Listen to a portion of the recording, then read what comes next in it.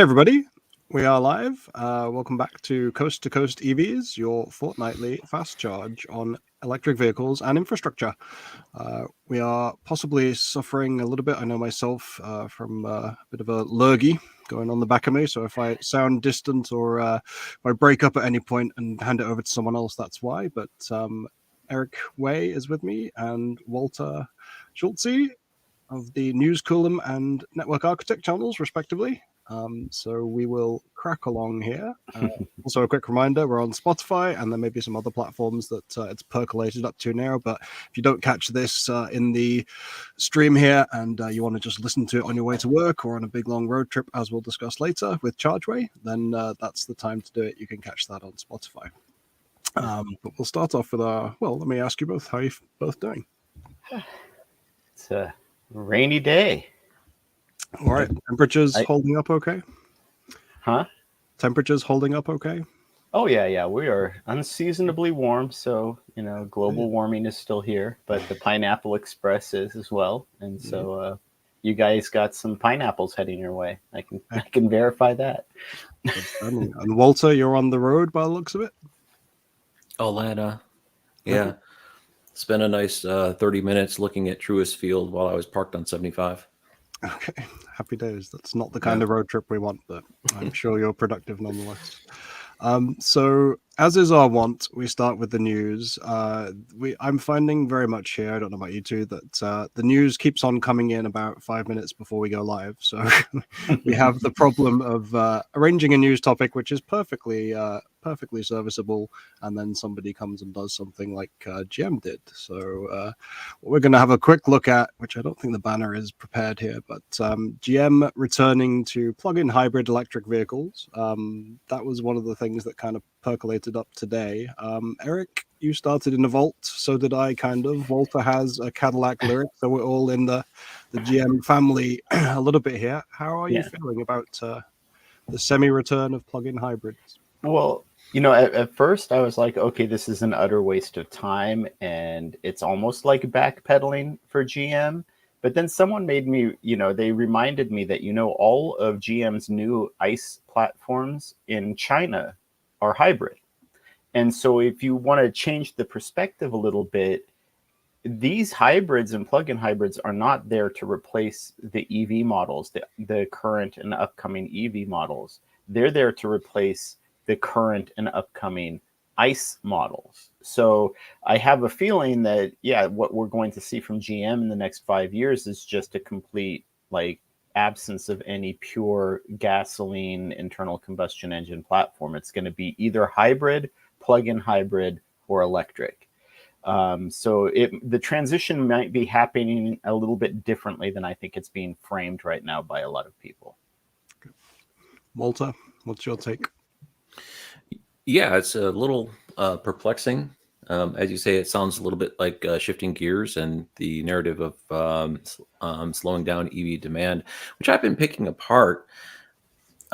So we are decreasing. There were numbers coming out of California that the number of EV sales are actually decreasing. And so there's shifting occurring. But if you look under the hood, if you look at aggregate numbers, true. But really what we're looking at is a slowdown in Tesla, because there's a model cycle that cars go through.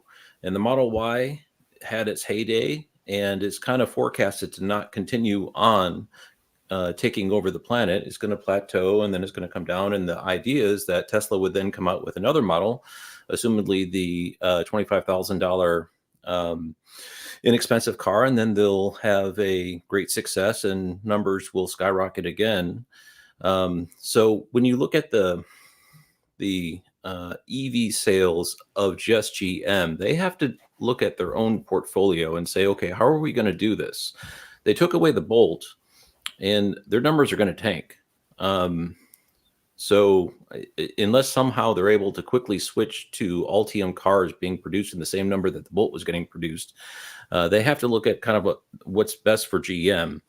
And as Eric alluded to, there is some benefit to plug-in hybrid. If you look at the aggregate numbers, plug-in hybrid only holds, I think, less than 20% of the overall electrified sales figures, most are battery electric, if I understand correctly, being predominantly Tesla. But as Tesla goes through its ebbs and flows, it had its Model 3 moment, and then it had its Model Y moment, and now that's starting to come down. And, eventually, we kind of stalled on the Cybertruck moment. I don't know if that Cybertruck is going to take off to the same degree that the Y did. The Y was really a global dominant model. So GM's doing what's best for GM, and whether or not it's right or not, and who knows if they would just ditch this later on as battery electrics become more popular. Because if you look at the slide deck that they put out for their Q4 earnings, they're pretty all in on EV. There's quite a few references to the EV push that they're making. Well, and as you alluded to, the excuse me, the overall sales figures, the 1.4 million that was bandied around that we got to in new sales in 2023, about 200,000 roughly of that was that's what I understand. Yeah. And we're counting that as a, we're putting it at 1.4 million and saying, right, so about 10%, just below 10% of the market is now electrified. We count with anything with a plug as an electric vehicle there. I mean, the big question is, I know from Europe, they have a lot of question marks over them as kind of greenwashing because of the people don't plug in. And it's a little harder for some Europeans, with the tighter cities and the lack of, fewer driveways to actually plug them in and get the best out of them. But I definitely see, I mean, you certainly saw from the Volt, Eric, I know you all have seen the figures of people driving like ridiculous MPG numbers because they spent, all time on like 85% on electric, just doing local miles, and then just for the road trips where they really edged into the engine. Well, and that was one of those statistics that came out that shocked a lot of people, is that the Volt drivers were on average driving more miles on electric each day than Nissan Leaf drivers, which is which is just funny, but yeah. So, I mean, we'll round it out, I guess, by what kind of vehicles do you think we're going to see? Because, I mean, you alluded to the Chinese market, Eric. The only one that really gained prominence was obviously the Volt. That's a sedan. That form factor, at least for GM and a lot of others, is starting to be kind of deprecated. Are we going to see small compact crossovers? Are we going to see them go the kind of Ram Charger route of a big battery, but also, a decent sized gas engine to give it that 500-mile plus range? What do you kind of see in the future there? Well, yeah, I think the benefit to hybrids is the less efficient vehicles, right? And so, because smaller vehicles, you're dealing with a smaller platform. The Volt is a very cramped car, right? Footprint wise, it's about the same as a Tesla Model 3, but it's probably 20% smaller inside. And so, you're trying to fit all of this other hardware and equipment into this compact car. I don't think that makes sense. Possibly performance cars like the E-Ray, but otherwise, I think you're going to see primarily hybrids in larger SUVs and possibly trucks. Okay. Walter, how about you? What if you had one or two kind of form factors, what would you hybridize again if you were GM? Well, I was a Hyundai Ioniq owner prior to driving around in the Model 3, and that wasn't a plug-in hybrid. It was just a hybrid. And for me, it was an MPG thing, and it got better mileage than a Prius, and it cost less than a Corolla. And I didn't understand why everyone didn't have one of them. I thought it was the greatest invention ever. You had the battery in order to increase the distance. But I was having a conversation with someone at a Charge. Oh, Walter did warn his internet may go squirrely halfway here. It's the dreaded hotel effect. Oh, did it lag? Sorry about that. Lagged briefly, no, just as you're about to make a cogent point. Oh, okay. So I was at a charging stop, and someone said, "Hey, how much do you pay for that electricity?" And we went into the whole conversation about EVs and how they're more reliable and fewer moving parts, and you just lose all that. So, I mean, for me personally, I've got no interest. But as far as form factors, we'll have to see what GM announces. I know that right now they've got about 13 pure battery electric EVs announced. So already in the pipework. I don't know if we have any announcements for plug-in hybrids form factors. It's just a Yeah. general statement, right? So first they got to announce it and then put it through the pipeline. So it's a couple years away before you actually see them on the roads. Yeah, I think the E-Ray is their only hybrid. E-Ray, right now. that thing looks wicked. I wouldn't mind buying one of those. I take it back. That one in particular, I don't mind. Already got a customer. Sold. I'll send you a pair of New Balances in the mail. Now we do have. We wanted to go through some of the other news. I think I'm going to rip through the introductions here for a bunch of folks in the comments, and we'll bring Brandan up so that we can kind of get a full rounded conversation here. Bob is in Muskegon, Michigan, beautiful part of the world, and it's 37 degrees, so we're not going to get any significant cold weather. I haven't heard too many people freaking out about it. McElderon, John from Lancaster, Pennsylvania. In the EV6, I was super excited. I saw an EV9, my first EV9 on the roads locally today, so very happy with what Kia's doing. Welcome, John. Bob again would like a GMC Hummer EV if you were wealthy. Yeah, well, that's going to be one of those kind of halo vehicles, right? But yeah, I understand. LeBron. Leonard has arrived on right on the dot today. Good evening. Electrified like vehicles. Good evening. Jay Donaldson, same. Tyler from the Average EV, thank you so much for joining us. We've had a little conversation on Twitter, X, whatever it's called these days, and yeah, we're going to be hopefully collaborating at some point in the next few months here. Mike Mahan, happy birthday to Annie. You'll be in and out, but I know you should. Happy wife, happy life. So make sure you treat Annie first before us. Bill, Tampa, Florida. Hello. Sorry if I'm rushing through. I'm catching up. Aaron from Northeast Wisconsin. Anthony, we know, is Pacific Northwest. Says gas prices have dropped quite a bit year on year. May decrease the urgency to switch to electric. You definitely do see that kind of in and out here. As the gas prices start surging, people start to explore, and maybe plug-in hybrids will be a part of that as well. And we have Steven St. Peter, who is my most recent video. Up in Bucksport, Maine, which I'm sure we'll get to at some point today. And if I go back a little bit, we had an introduction from someone called Brandan, who is probably well known to a lot of people as Everyday EV and also as Chargeway. And we'll be talking to him right now. So welcome, Brandan. Hey, everyone. Thanks for having me. Good evening. I'm glad you could join us. I know last minute emergencies notwithstanding, you were all rushing about this afternoon, but I'm glad to have your expertise and your stunning electro-goth background. Yes, yeah. Brandan has the best backgrounds, and I can only hope that I ever get that kind of design in my I went through 3 gallons of paint to do this entire room. So well worth it. Well worth it. Definitely.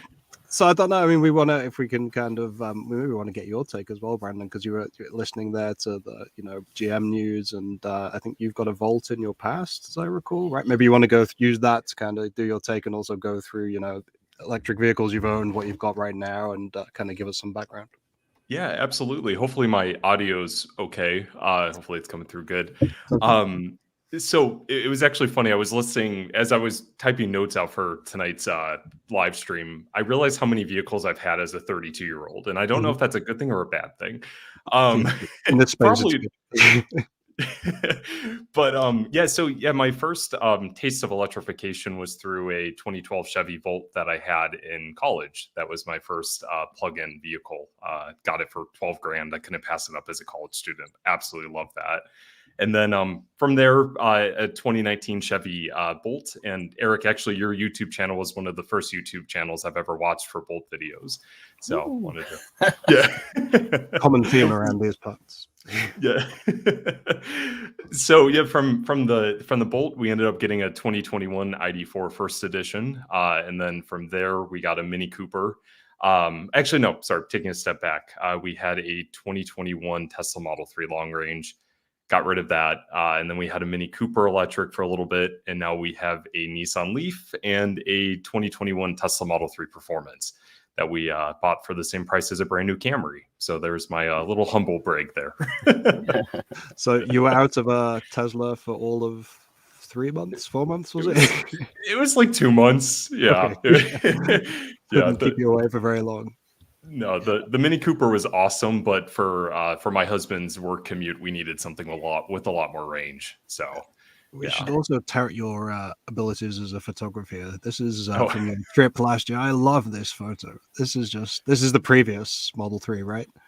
Correct. Yeah, this was from our national park trip. This was in the White Sands National Park in New Mexico.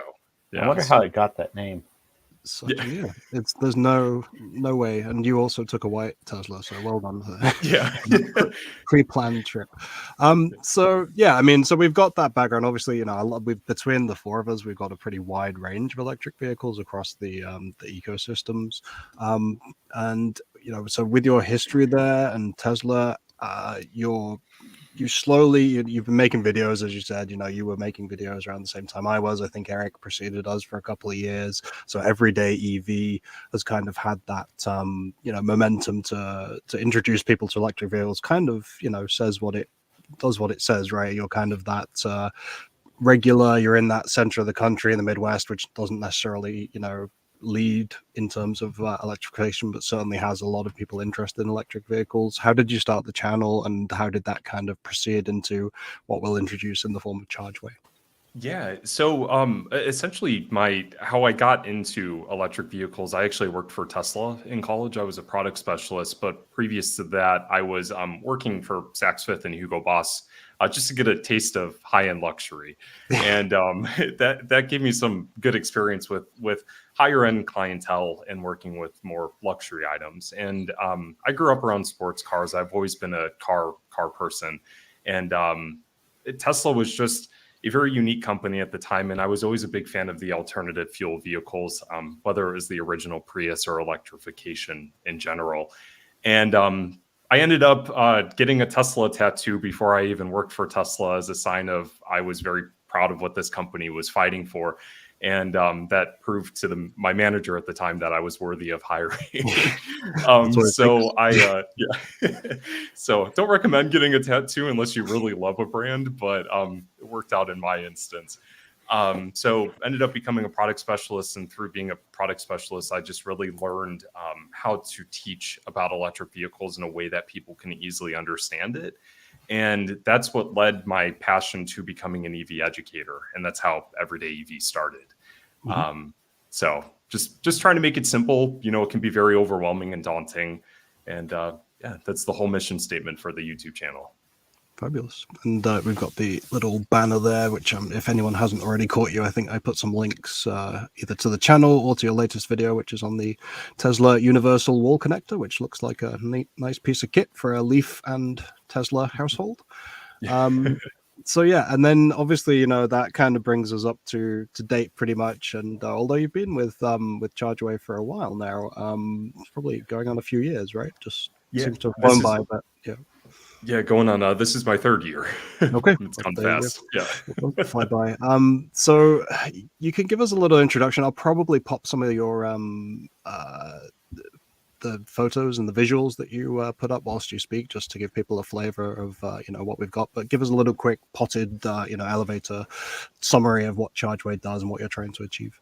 Yeah, absolutely. And if anybody has any questions as I go through this, feel free to stop me. As Steve knows, I'm a talker, so feel free to interrupt. So essentially, my role with Chargeway, I'm the EV program manager, focusing on data and research. And what my role is I monitor charging station data and vehicle data for North America. So that would mainly right now be for Canada as well as the United States. But what Chargeway is, it's a mobile app that's simplifying the way that drivers look at electric fuel and how it can work for their vehicles. So as everybody on tonight's live stream knows, when it comes to electrification, there's a lot of engineering terms that are commonly thrown out there that might be overwhelming, that can be confusing for drivers. So what Chargeway does is simplify that by taking all those terms and put it into a color and number system. So the color represents the connector or plug type, and the number represents the power output of the charging station, as well as what your vehicle is capable of charging at. So what's really cool about Chargeway is that whenever you put in a specific vehicle, it actually tailors your entire experience around that car. So we have a robust database of vehicles dating all the way back to 2011 with all the specs that are needed in order to create a tailored experience for the driver.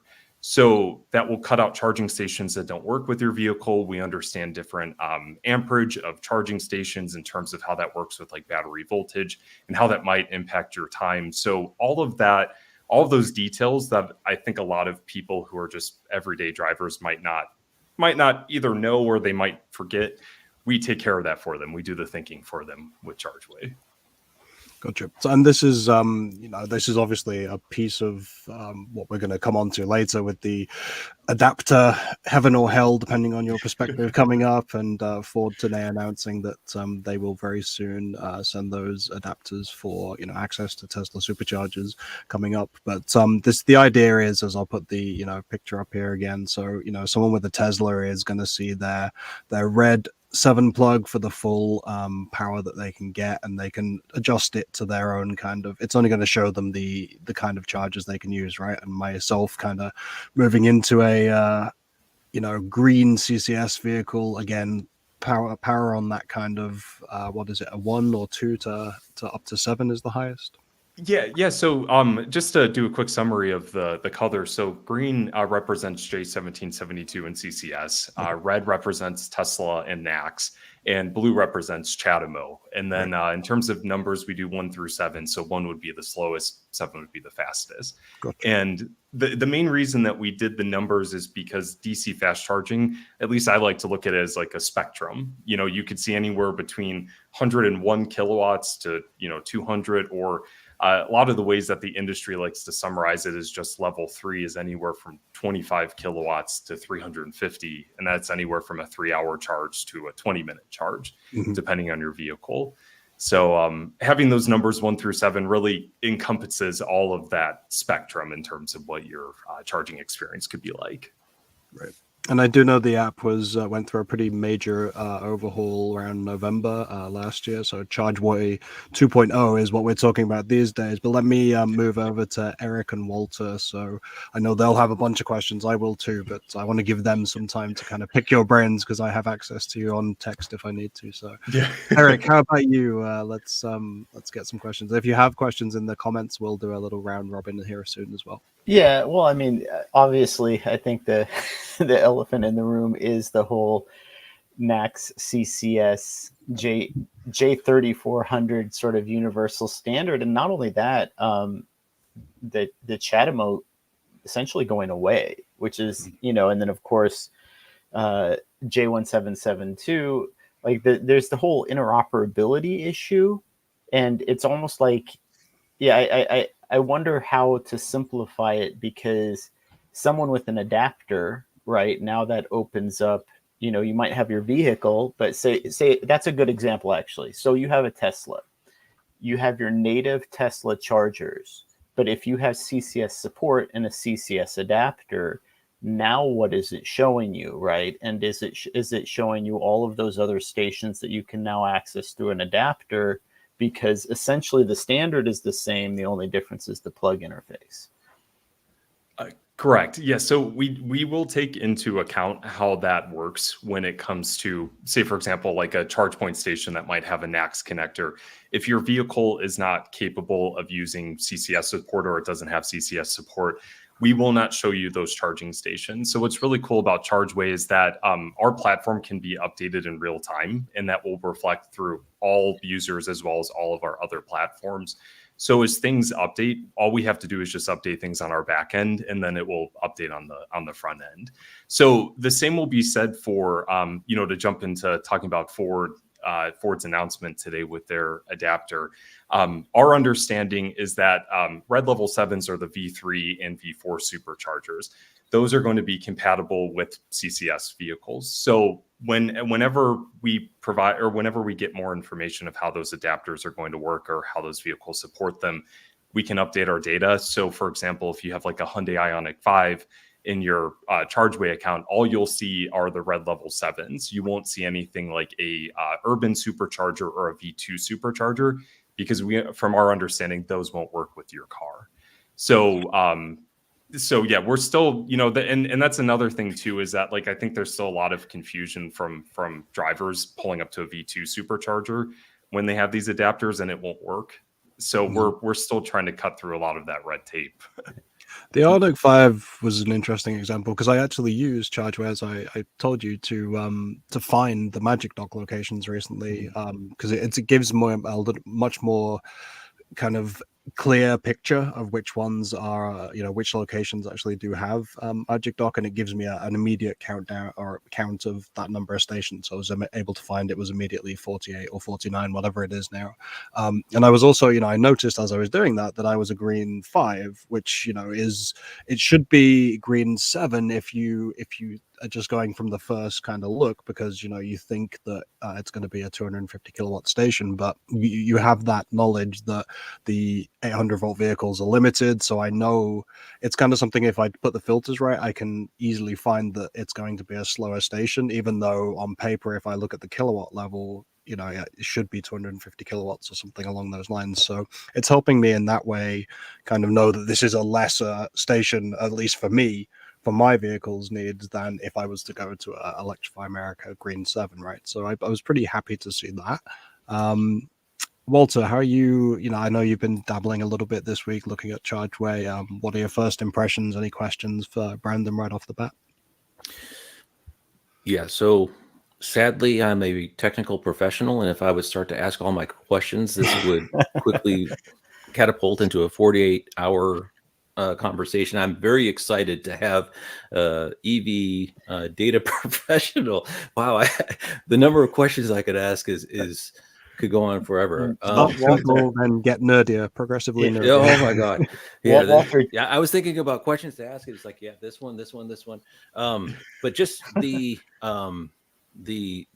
noble trade in which you're in order to help facilitate the transition to electrification of transportation is something that you have to have a lot of personal satisfaction with. So if we could just speak to that, there's a lot of techie geeky things that I would like to ask as well, but just the ability to practice your craft in a noble pursuit, and what personal satisfaction you get from that. Yeah, so that's a great question. I every day I leave work feeling satisfied. I'll just be honest. And this has been, and I hope my boss is listening to this right now. I told him to watch the live stream, but I just leave work so satisfied knowing that what we're doing is changing the landscape of EV charging for everyday drivers. That's everything that I've ever wanted since I worked at Tesla, and even before then. And that's really the yeah. Oh, sorry, Walter. And the ability to charge, and you guys are right at the forefront of that. Do you mind saying that again, Walter? Sorry, you cut out. No, not. And I'm in a hotel, and I apologize for the data. But the main problem that is constantly reoccurring is the ability to charge, and the hesitancy of purchasing electric vehicle associated with that hesitancy. And you guys are right at the forefront of solving that problem. Correct. Yeah, and that's another thing too. And Walter, I'm not sure how much you dug into Chargeway. We, besides our mobile app, we work directly with utilities all across the country to help sell more electric vehicles within their region. And I think that's something that a lot of people don't realize about Chargeway. I think they think it's just a mobile app, but we actually partner with utilities to install what we call Chargeway beacons. They're essentially large kiosks in dealership showrooms to help facilitate the education of how an electric vehicle will work for the customer, especially people who are coming from gas and understanding how that fuel experience works versus how electricity works as a fuel type. And it's been very successful for us. It's been very successful for our utility partners as well as our dealership partners as well. So that's it's been very exciting to see how happy people are going from the showroom, learning about Chargeway there, and then utilizing in the public. And all of our platforms are seamless in terms of user experience. So it's one step to the next, and it's just an easy move for everybody. Yeah, and I think once that hurdle is removed, the adoption rate is really going to skyrocket because the product speaks for itself as far as reliability, quieter, faster, more convenient if you can charge at home. All those things are very easily sellable. and then it's just the road trip charging, which is the one obstacle which seems to be left. And having a solution for that is very encouraging. Oh, thank you very much. I appreciate it. So Brian Ribby, who we know well, friend of the channel, echoes that. I think you know him pretty well as well. Brandon, you stopped in Minnesota maybe 3 or 4 weeks after I did last summer, so we missed each other. And actually, you and Walter can exchange notes on Kempower, because I think you both had seen the initial kind of 50 kilowatt solar station. So we'll get onto that later. Quick hello to Robert in Escondido, California, with his Bolt for 6 years. That is excellent. Only bested by our own Mr. Eric Way. But we do have a question from Leonard. Non-Tesla NACS chargers, they're going to remain red. Is that the... That's correct. So not to give too much information away of what we're doing on the back end, but we are actively working on that. And that's actually a project I'm jumping on this week. Okay. So it will remain red, and we'll have rules in place that will reflect that based on your car. So, yeah, Brandon, I mean, just maybe correct me if I'm wrong on this, but it seems like the color setting is based on the car standard. And if the charger happens to have a NACS plug or a CCS1 or a CHAdeMO plug, then you'll have a corresponding color. But the color base is based on the car, right? That's correct. Yeah. So the color, it's all based on the connector that's either on the vehicle or on the the plug type of the vehicle or the connector at the charger. And my apologies for not looking it up, but I was getting ready to go to Columbia, South Carolina, where there's a Magic Dock station where there would be both. I'm assuming that would show up as both depending on which one you select. Is that correct? That's correct. So if you're, say, for example, perfect example is Tesla with CCS support. You would then see green and red connectors available. Yeah. Okay, and then we've got another follow-up from Leonard. In theory, Tesla could open the V2 superchargers to non-Teslas. They've done so in Europe, so they can speak CCS. Remains to be seen if non-Tesla NACS adapter holders will get access to them. Eric, what do you think on that V2 access? Would that be a way to just kind of clean house here and make everything available, or is that going to be something they're not going to lean into because of those limitations on the older location? Yeah, I just don't foresee them doing that, and I'd have to see that V2 in Europe, because I think in the EU they operate with the requirement that any public stations have to be CCS, which is a little bit different than here. So I'm not sure if they did, because Tesla is already doing that with their V4s, right? Where they're using V3 cabinets, hardware, and everything at the back end of their V4. So I wouldn't be surprised if their V2 in Europe has some sort of Frankenstein V3, it's like a V2.5 or something. Here in the US, though, I don't foresee them doing that. I see, if anything, I see them tearing out all their V2, and if they still even have any V1s, and replacing them with V4 at some point. Yeah, that's one we need to get onto here. We do have kind of road trip stuff coming up in the second half here, but this is the news of the day. As I say, these keep breaking just as we go to kind of size up and finish up our agendas. But obviously, Ford is starting to be the first party, and GM will probably be hot on its heels, knowing how they kind of pursued the NACS announcements originally.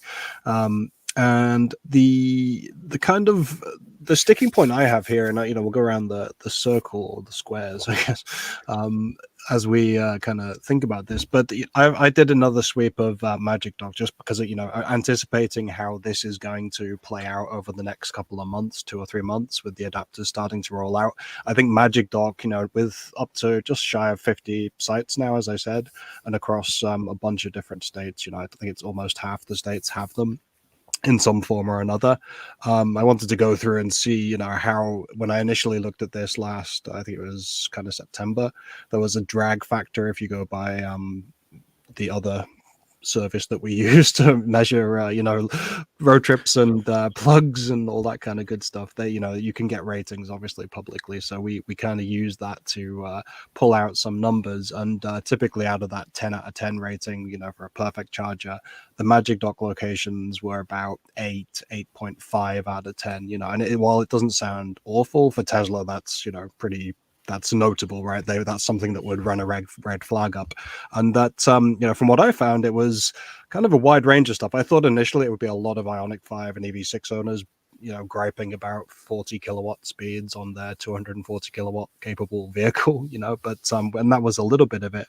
But there's Bolt EV owners kind of having disconnects and session drops. You get the obvious kind of confusion over, I don't know how to activate it. People, not a lot, but a handful of people saying there were no CCS adapters there. You need the CCS adapter to, and obviously that's a case of, well, you just got to kind of know what to look for or use the QR code that Tesla has to tell you how to, you know, detach the Magic Dock. But there's also Subaru Solterra owners having problems. Rivian owners seem to be pretty happy. So there's a kind of wide mix there, and the interoperability seems to be shaking out as you might expect. I actually think, you know, on reflection, it's gone a lot better than maybe you would have thought, throwing a bunch of 40, 50 different models at the system and hoping it works. You know, it seems to be pretty good. There's been an improvement from that kind of 8.5 out of 10 to about 9.2 as of January. So you're seeing fewer errors, but there are still Bolt EV owners suffering disconnects, Solterra and BZ4X owners not being able to get their session started, and just the general complaints of, you know, from Tesla owners sometimes, especially in locations like the famous kind of Brewster, New York, where everybody went, you know, the day after the announcement happened, and Tom Malogny's bumping into Marquise Brownlee and, you know, a bunch of different kind of folks there. But having been to that location, you know, it's one that could quickly get gummed up because it's very kind of offset, and there's only really one good stall for these vehicles that are larger and have odd side ports. So once you throw a vehicle that's taking up 2 stalls into that, and a F-150 Lightning, which may be able to, you know, use the right stall, but then get kind of, you know, blocking a big part of the lot, which we've seen with Cybertruck, you know, it's not really suited to V3 locations, and V4 is coming up, but it's not really out there yet. I see problems. You know, I'm not quite as rosy-eyed, and this is going to solve everything as some people, you know, have put out there. So that long-winded kind of contextualization is really to say, you know, what are you expecting to see as we go around here, as these adapters start to flow out? Do we think that there'll be, you know, enough of a kind of trickle that we'll start to see, you know, where the problems are, and Tesla will fix that right away or find alternative ways around it? Or is this going to be a big adapter heaven or hell, I guess, is the kind of setup there? You know, is it going to be something that's perfect for F-150 Lightning and Mach-E owners right from the off? Or they're just transitioning the problem from, hey, that's a busy Electrify America site, throw that at the supercharger network and the problem's over there instead now? Eric, what do you think? So I think Tesla has an easy out, and that is that, you know, if Electrify America, regardless of what car you use, if you go to an Electrify America charger and you can't get it started, it's Electrify America's fault. We know that, right? It's always their fault. If you go to a Tesla supercharger and it doesn't work for you, there's a guy in a Model 3 behind you that's going to pull right in, plug in, and it's going to start right away. And so it's not going to be Tesla's fault.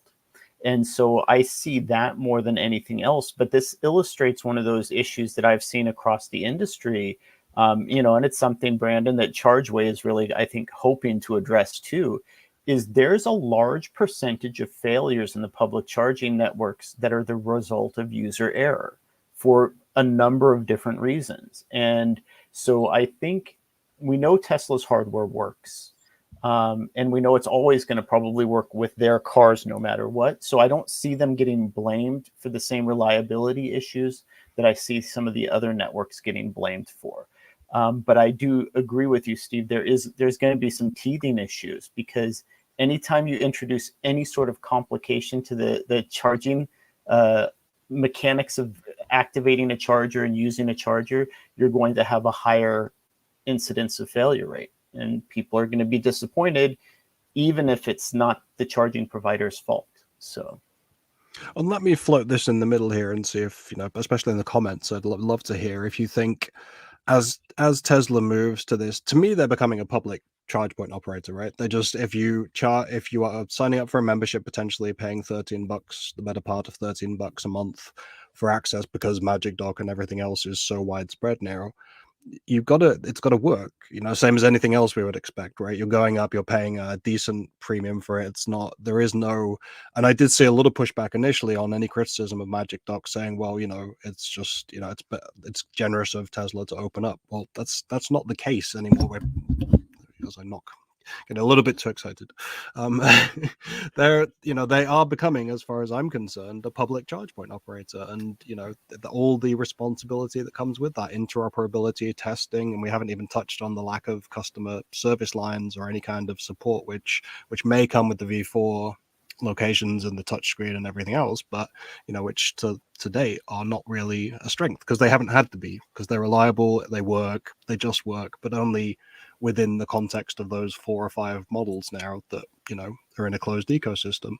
But again, me rambling. So Walter, take the floor. What do you think of the Tesla as a public charge point operator paradigm?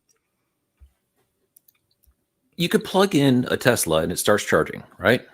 We're going to show up, and I was debating about the whole concept of Magic Dock, if it has viability in the long term, or if it's just going to be something that's passe, that was a temporary solution for a temporary problem, and now we all have adapters of our own. And as a Lyric owner, I'm going to be getting an adapter, but I'm also a Volvo XC40 Recharge owner, and I'm guessing I can't take the adapter that I'm going to get for my Lyric, go to a supercharger and charge my Volvo, which means they know the MAC address of the vehicle. Now, if they know the MAC address of the vehicle, why is there not Autocharge Plus, either SA 1511.8 or the other form of Autocharge Plus? It's either native to Tesla or native to EVgo. It seems like that's a big miss, and I'm not quite sure. And as far as Chargeway goes, that's one thing I was going to recommend in the Geek Out session. That's inevitably coming because my ability to curb my enthusiasm is quickly waning here. But being able to identify stations that your vehicle has Autocharge Plus available to it, I think is a big win. I know for my wife, if she has a choice of going to EVgo where she has Autocharge Plus, that's where she's going to go because she doesn't have to deal with an app. She just plugs right in and off she goes. And I don't know why Tesla is forcing non-Tesla people to use an app when we know that I'm not going to be able to charge my Volvo with my Cadillac adapter, which means they know that car. So why are they making me go through an app? So anyway, semantics aside, it's all good. There's lots of things about this that are a win for everyone. It's a win for Tesla. It's a win for all EV owners. Having more is good. Still, I think the bigger issue is that EV adoption is still occurring. And although we're increasing at a slower rate, we're still increasing. And they're talking 1.6 mil EVs being sold in 2024. I think that's going to be a little low with the $7.5 thousand tax credit that's going to be a point of sale tool for people on lots to sell cars for. So I think we're going to see a lot of EVs increasingly getting into the system and too few DC fast chargers. I really think that's the big issue. So keep churning out the DC fast chargers. But I just curious on your thoughts about the Autocharge Plus or the Plug&Charge that may be available for any given owner. Brandon. Yeah, so we have already taken that into consideration. So when you're looking at Chargeway in the station map, there's a filter button up in the upper right corner of the screen. And we have filters for both station power levels and adapters. And then under networks, we have the ability to turn on Plug&Charge if your vehicle is capable of that. So a perfect example, 2023 Volkswagen ID4s now have Plug&Charge capability with Electrify America as of this evening. And we've already updated that in our app to reflect that. So, and the same thing works with Autocharge capable vehicles.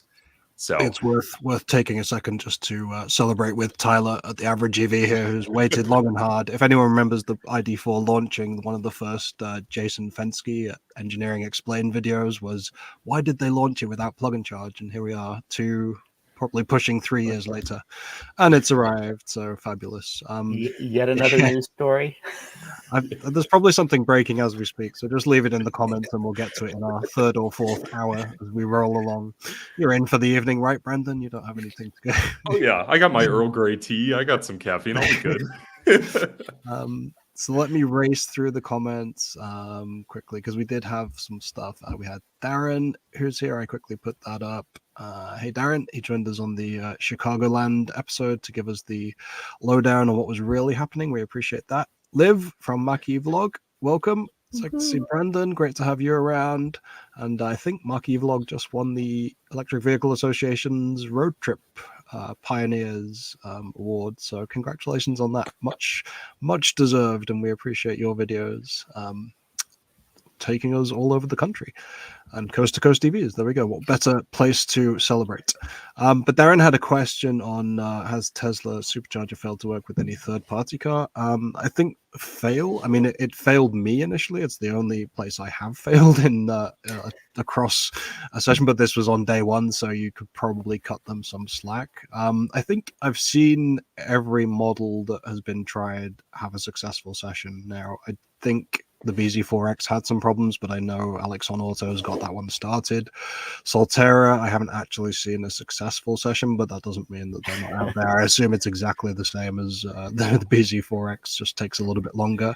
And you know, the cynic in me wants to say that the Bolt issues are, you know, kind of trying to keep slower charging vehicles away from the network, but I don't know. That's probably just well, and Steve, you know, I tested the 2023 Bolt EUV on the Supercharger Magic Dock, and it worked fine.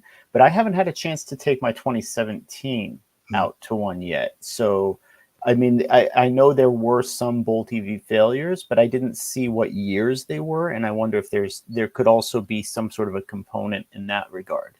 So, original 60 kilowatt battery versus, you know, later in the model year. So we don't know.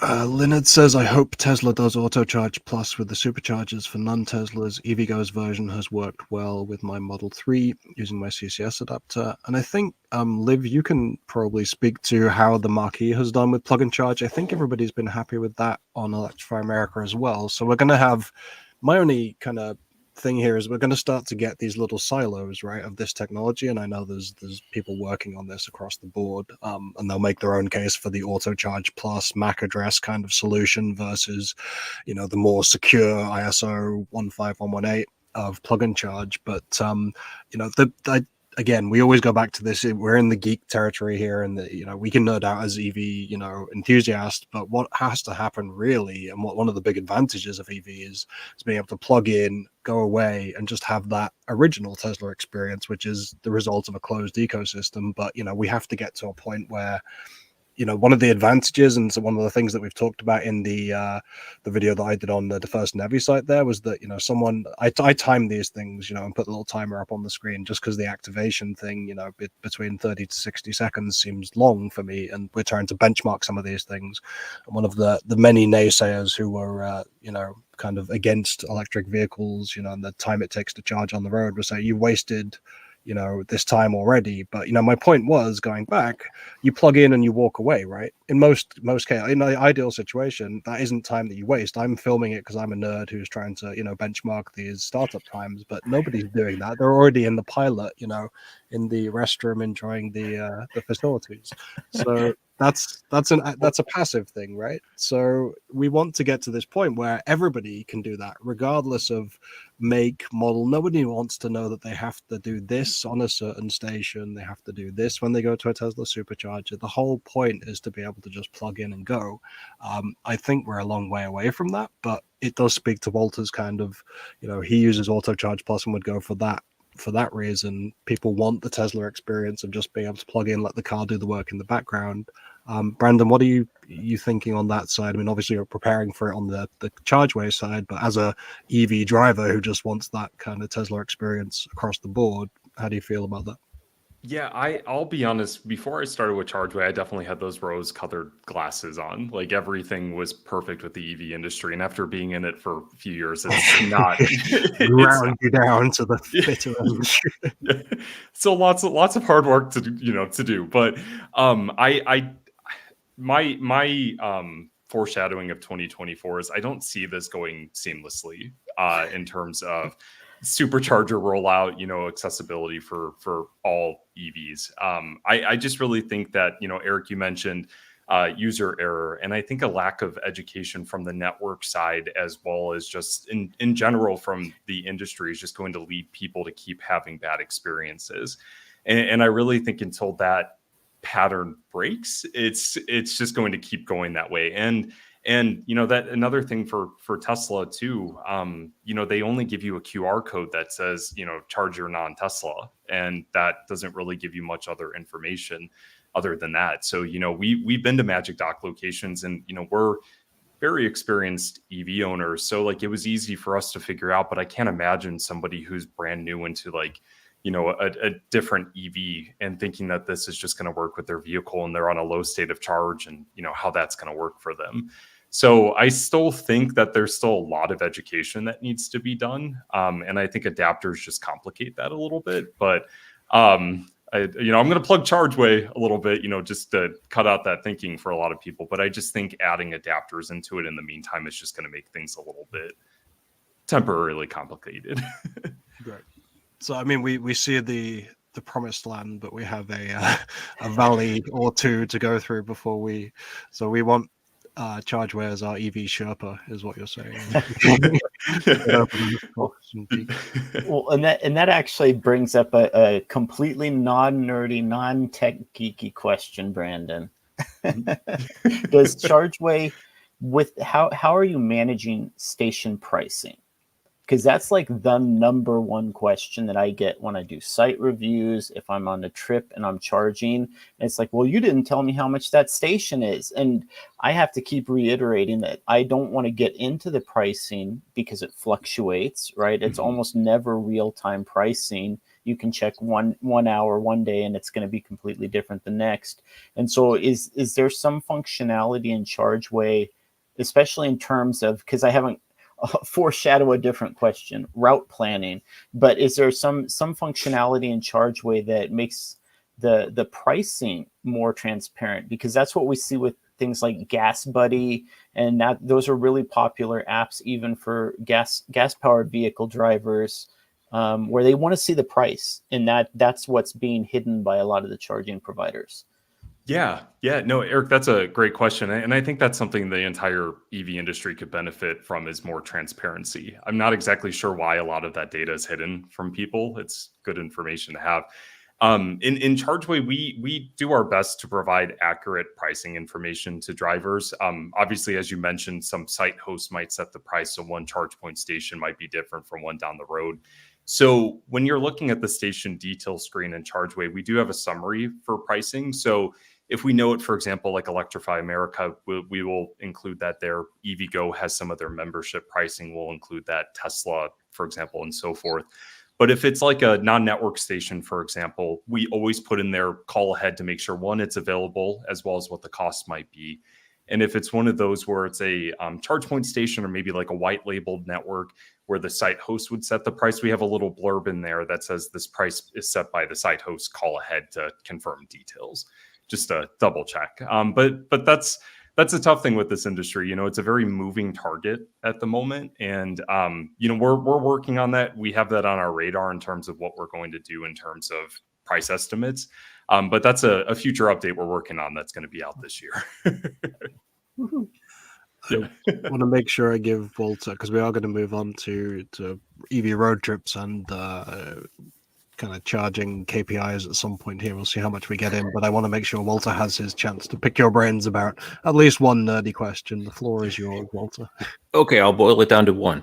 There was recently a news report saying that the United States has opened 400 charging stations a day. Now, I do plug share sweeps. I don't see 400 DC fast chargers, so I'm assuming that includes the AC whatnot. And I'm assuming that Chargeway has API hooks into all the major providers, and you're able to see the general trend and uptick and whatnot.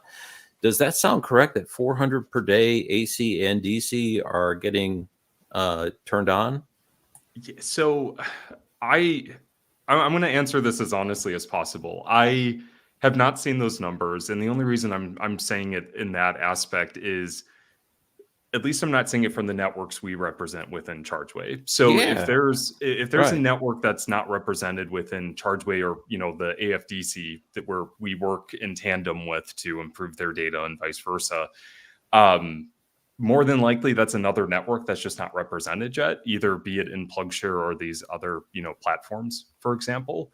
But I certainly can say it's not DC fast chargers unless it's Tesla. But did you see the news report that I'm referring to? That there was No, I haven't seen news, going out the sense that there was 400 chargers getting installed every day in the United States. And I'm like, what? in the United States? I don't know. Okay, well, anyway, that's one of the couple dozen geeky questions. So we could move on, and I'll corner Brandon at another time. A special breakout session here. Definitely. I'm gonna run through the comments again super quick because I'm doing a better job hopefully this time of making sure we don't fall behind too far. So Leonard says surely they'll have some form of Autocharge sorted out by the time native NACS cars arrive. Be crazy if they need app to charge. Robert loves Autocharge for his Bolt on EVgo. Anyone know if Electrify America will enable this for Bolts? I'll go to you, Eric, but I don't think that's anywhere on the roadmap. I don't think so, because it looks like everything that Electrify America will do will be based on the ISO 15118. And then, the Bolt EV, they have a special auto charge that EVgo is using that happens to be compatible. Apparently EV Connect as well, but I just don't see Electrify America doing that. Yep, that's what I would think as well. Darren says the reason you don't want credit card readers is due to the costs. They pass that on to the user, but it's like 2.9% plus 30 cents a transaction, right? Its transaction amount is often small, so that can be the whole margin in some cases. Yeah, I mean, the cost there is certainly a factor. It's also a point of failure, right? I mean, the reason these aren't on V3, V2, and everything else, aside from the fact that it was, closed ecosystem at the time, is that, people point to the payment readers as a point of failure. Now, Eric's spoken to the, fact that this can often be someone tapping the wrong end of the card or tapping their library card instead of credit card or something equally ridiculous. But, it's a point that it's exposed to the elements. There's not a lot of shelter at most of these places. We're only in the early days of canopies. So, not someone on site 24/7. It's just another place. The screen reader on the V4 superchargers, although it's quite small and hidden, is another place where it could fail. So this, although we see that as part of the NEVI compliance, which we'll come on to a little bit, it's also a potential, drag factor on these locations as they start to rely on them for new people who aren't in the Tesla ecosystem already.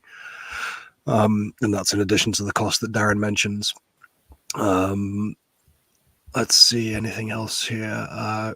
Brandan, I'm going to tee one up for you. You'll have to go on your best PR mode. Grey Ghost, all I get from Chargeway is more confusion, floods my map with level 2 charges. Now, you did get some support and the help there that you can hide them, and that's kind of the point, right? You adjust the power level, but maybe you could speak quickly to the kind of, if someone's coming in fresh, just loading it up, and for the first time, you get some pretty good guidance in there, but what should they be looking to do just for that first user experience? Yeah, definitely. So, well, the first thing I would want to ask is what vehicle they have added to their account. As I mentioned earlier, Chargeway tailors the experience around the vehicle. So if it's a plug-in hybrid, for example, all they would see on the map would be level 2 charging stations. As Tristan mentioned, he's actually Chargeway CTO, so I appreciate Tristan jumping in and supporting. Yeah, exactly that. So if for some reason you're only seeing a specific charging station on your map, like a power level, I would always recommend checking your power filters to make sure you have the right one selected, as well as your networks too, because there are some networks that only have level 2 charging stations. So those are always the two go-to that I check. And as far as charging power levels, I had a very difficult time coming in and not seeing the kilowatt hours.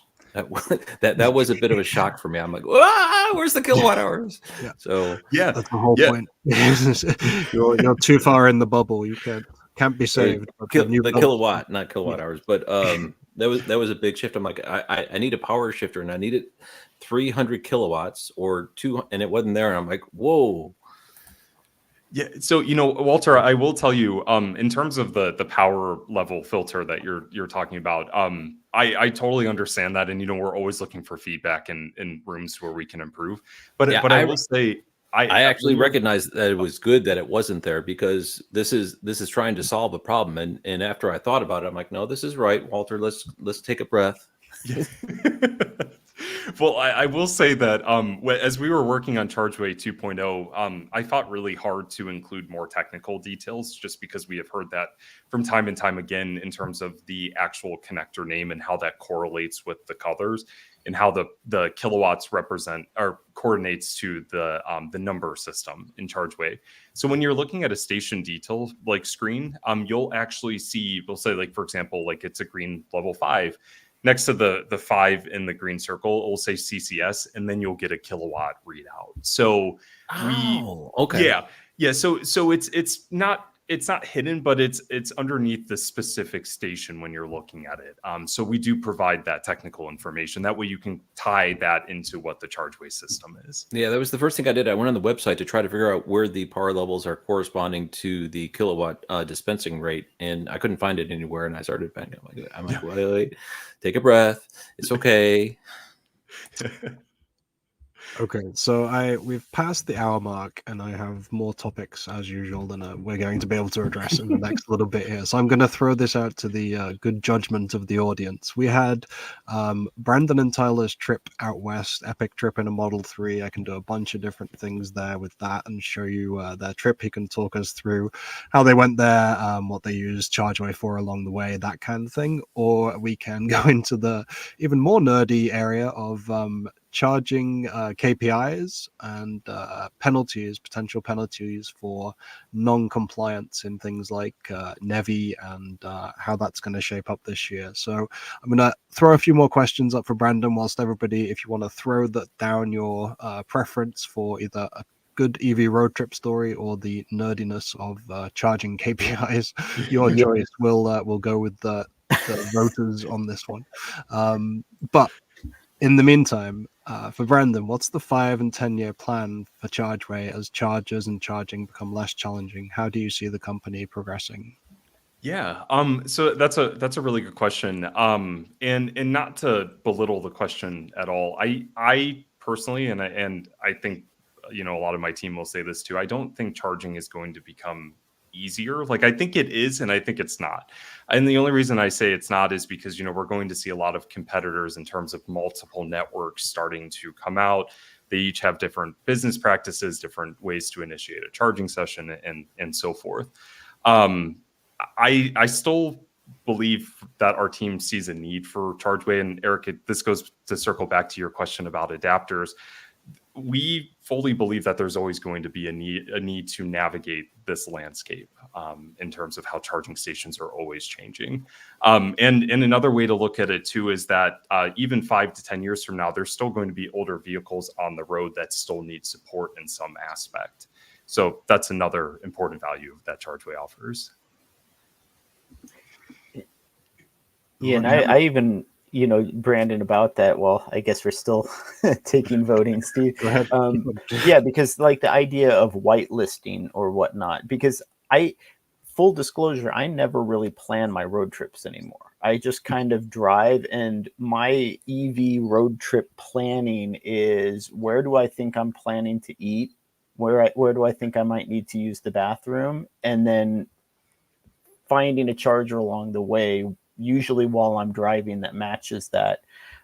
So yeah, just in terms of maybe whitelisting specific networks that you would prefer to stop at, or, location amenities, like those sorts of things. That's where I would see the value in Chargeway. It's not just like simplifying, right? It's also a matter of getting a snapshot view of the quality of those stations, right? Yeah, exactly. No, thank you for putting it that way, Eric. That's another thing too that Chargeway offers is we also offer the ability to see amenities around specific charging stations too within a mile radius. So you get a good understanding of what you can do when you're charging your vehicle. And another thing, to get back to transparency too, Chargeway offers a direct connection with networks in the way that it allows users to send direct emails to support teams on specific networks. We also provide phone numbers as well. And that's something that I've seen missing in a lot of different platforms. It's just a simple ability to send a quick email to, EVgo, to, be like, hey, this charger is not working, or even Tesla. A lot of that information is hidden for some reason. So, we provide that feedback. But yeah, no, I agree with you, Eric. It's not just so much simplifying the charging aspect. It's the way you can charge your vehicle and like what you can do while you're charging it. Yeah. Do you get replies from Tesla, or do they just send you that poop emoji like they do the things? It'd be nicer to you as a former employee. At least. I still Do got you that have a tattoo? Yeah. I haven't changed it to Toyota or anything like that yet. But yeah, that would definitely be a step backwards. Yeah. but that's another thing, talking about like the Tesla supercharger network. A lot of people complain that they can't get a real person on the phone when they call Tesla. And as an owner, I've had that experience too. It's mostly just chat bots and responding to a message page. But we provide the ability to send that email directly to the supercharger team, so they receive that issue complaint or whatever experience you might have. So democracy has proved to be the worst system that, apart from all the others, because we've got a tied vote. So what I'm going to do is, Brandan, I know the Living Electric podcast got retired recently. You guys are stepping away from that, but I'll put this in the comments and the kind of video description, because I know you did a really good road trip summary with Alex Similar of your time out west. So there's a lot of good stuff there, and we can definitely go into that in the future. Maybe there's a whole episode on that, but we'll do KPIs for this one because we're all kind of invested in that. So this will have to be relatively quick because we're already over the hour, as I said. But part of the focus as we get more charging networks on, as you alluded, Brandan, and people trying to figure out where they can go, what's going to be best for them. Maybe we'll move away from this needing to see how other people have done, and the industry will open up a little bit with more data transparency. But to start with, we've got a pretty low bar. There's only really anecdotal stuff, and then this 97% uptime kind of metric that's been bandied around, which is part of the National Electric Vehicle Infrastructure Program. It's a minimum, of a minimum. It's not the best, but at least it's starting somewhere and gives us a focus. But there is, there's this feeling that it's not going to be easy to manage, that it's going to be, the kind of the fox ruling the hen house, right? That they're setting their own standards. They'll be able to report the data, so they'll just say what there's going to be a lack of transparency around this, how they calculate uptime and what kind of metrics are going to be shared. So Brandan, we'll start with you. What are you seeing? And I know you can't give everything away. You'll kind of have conversations with all the stakeholders, but what do you see the emerging as we get more money flowing to public money flowing to charging, and a lot more scrutiny, because we're seeing already only 3 NEVI sites online. People are reporting, this is what you're getting for your dollars. This station's offline. This one's not uptime, 97% uptime. How do you see that playing out as more and more money is put into the public charging system?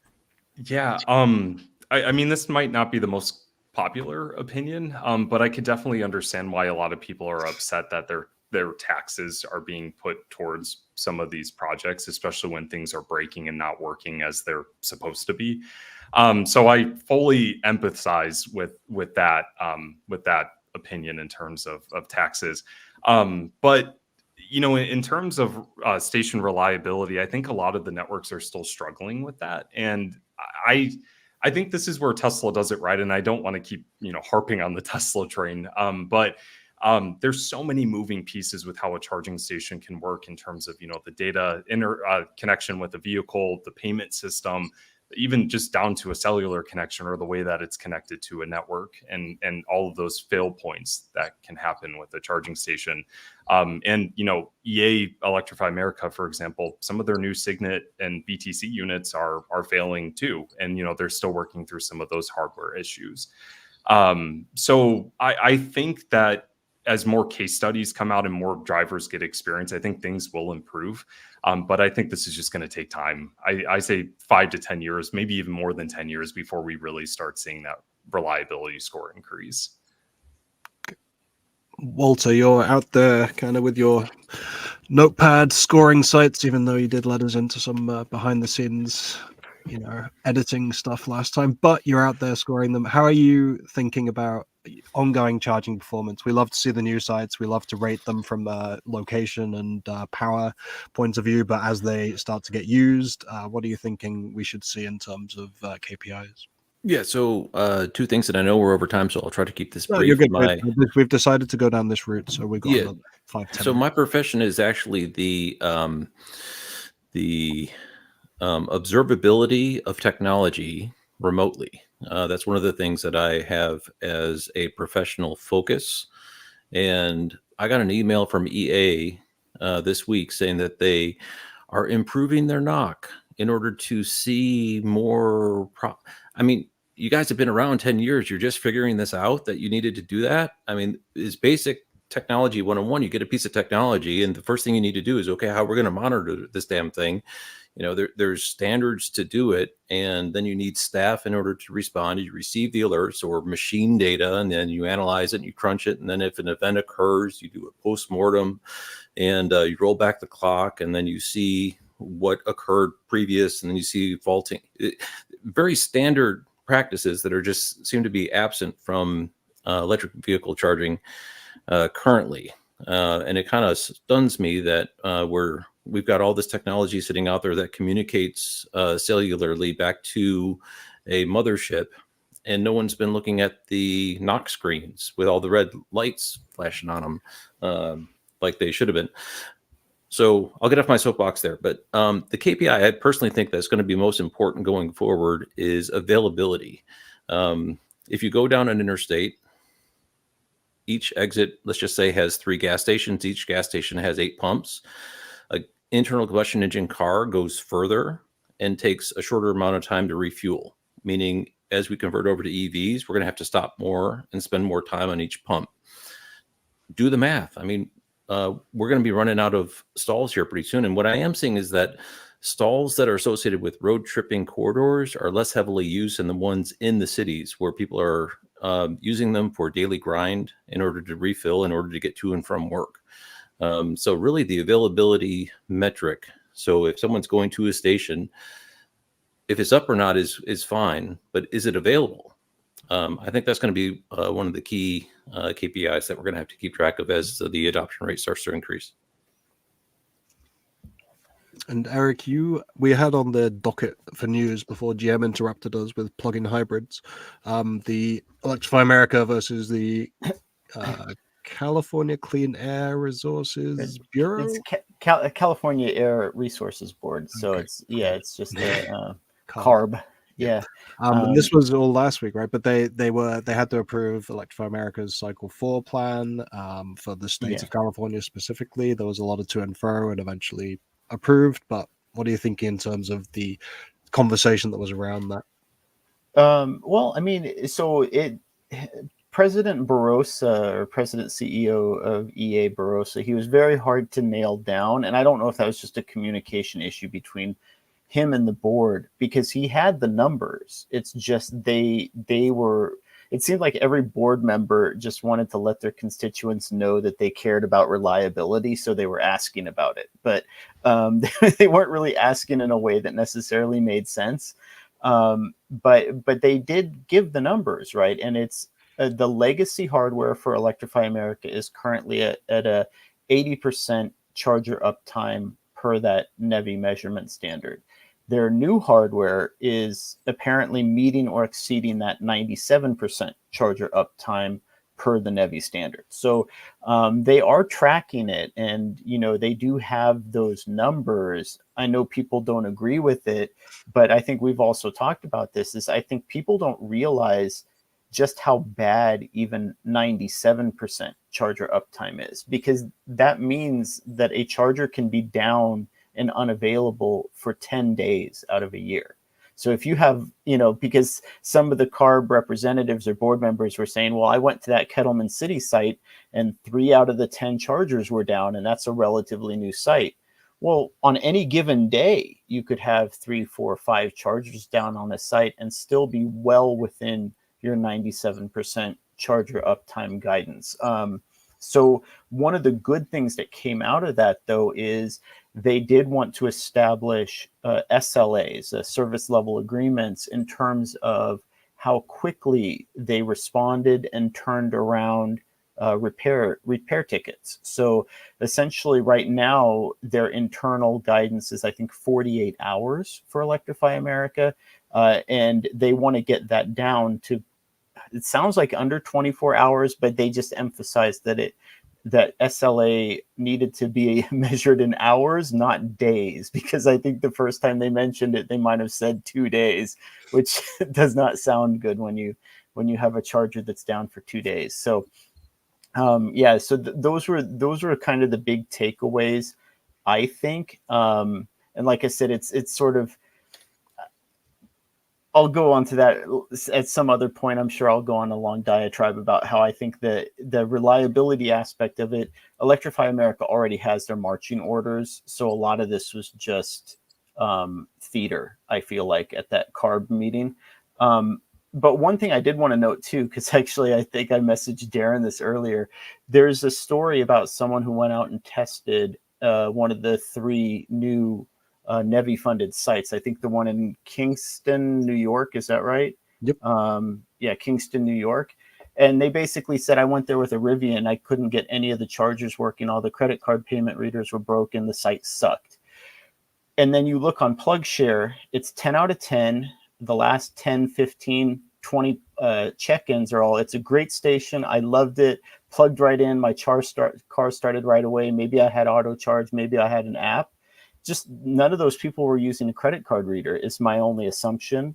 But yet the news story, right? The headline is, you spent taxpayer money on this, but yet you have dozens of elated EV drivers who now have a new station where they didn't have it before. So I think there's something that's getting lost in translation too. And maybe this is that difference between nerding out, to Brandan's point, of what is just having a positive charging experience, right? So I did catch that story, and I think that driver, I mean, they may have been looking for a story as well, but that reporter did hit that station at a time when it was having problems, because I tracked these the first 3 sites over the first month there. The Pilot Flying J sites are rock solid, 10 out of 10. I think the worst that could be said was somebody got slow rates, which was probably a cold battery pack. So you're doing well when that's the only issue. But the one, to be fair, at Kingston did have some of the units there. I think they're the Signet ones, the Gen 4 or next generation as they're calling them now on Electrify America, where the had their screen out. So they were, they looked pretty. It's not a good look, let's put it that way. Right. But this is one of the things that I want to get into a little bit in the 1 minute we have remaining.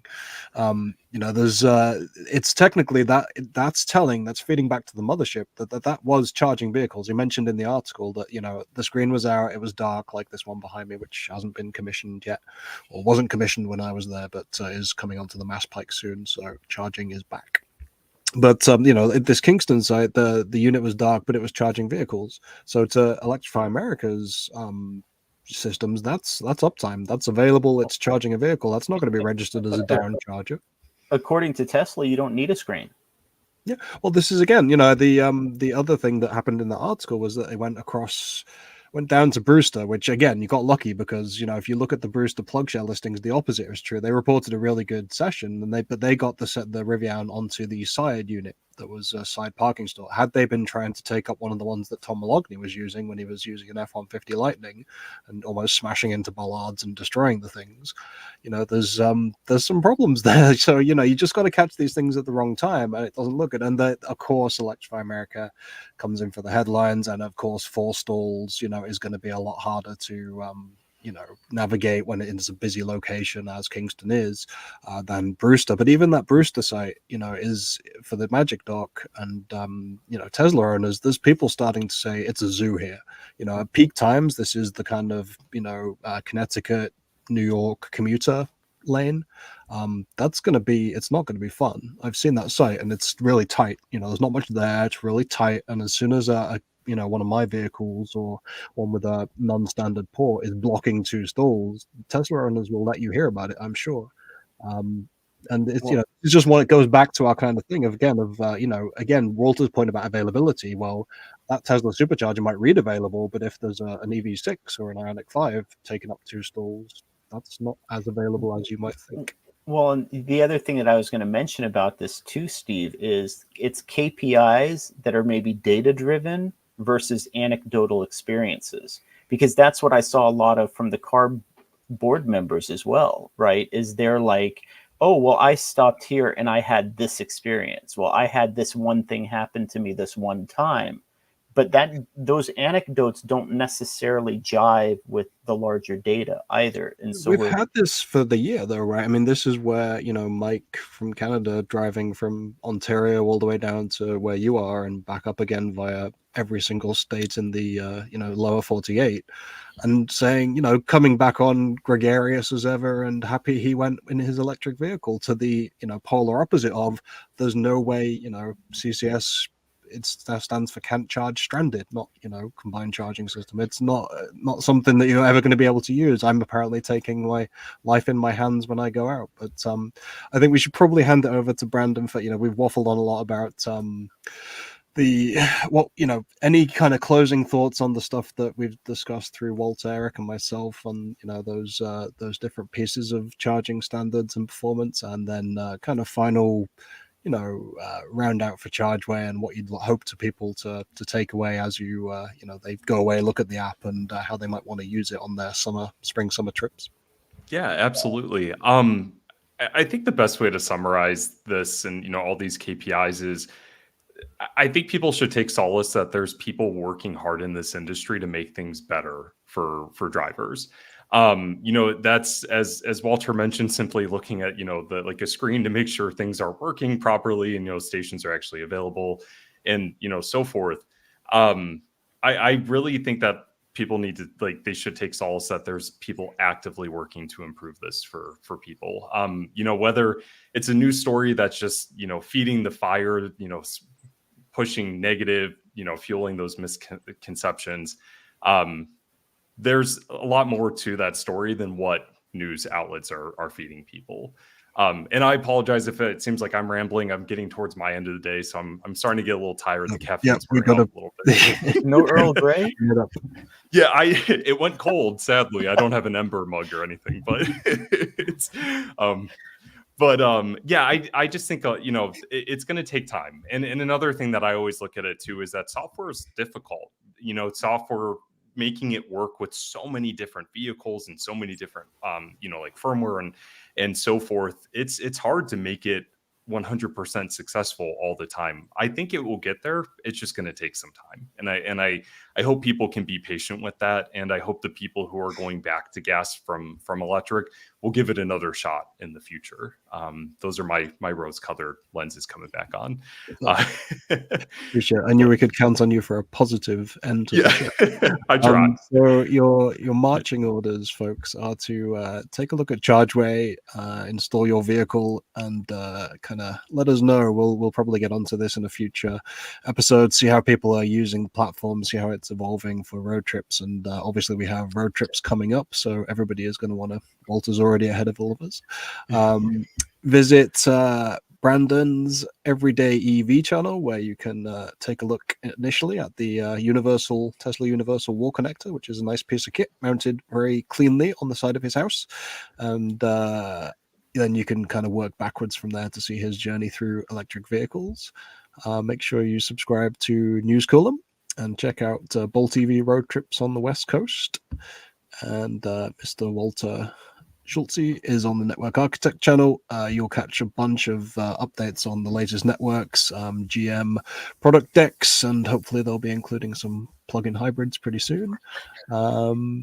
And yeah, you can obviously watch this channel as much as you like or not. But we appreciate you all joining us. Brandan, thanks so much for your time. I know we've pushed you to the very edge of the the late night here, so thank you for remaining cogent and explaining our various questions. Yep. Thanks everybody else for joining us. Any closing words? Anything you'd like to direct people to before we leave? Yeah, I just want to say if anybody has any questions or feedback as they're utilizing Chargeway, send us an email. More than likely I'll be the one that responds. I love to talk to our users, so let us know. More than happy to jump on a phone call to walk through things. Awesome. That's another fortnightly fast charge in the bag. Thank you everyone for joining us, and we'll see you in 2 weeks' time. Cheers, everybody. Thank you.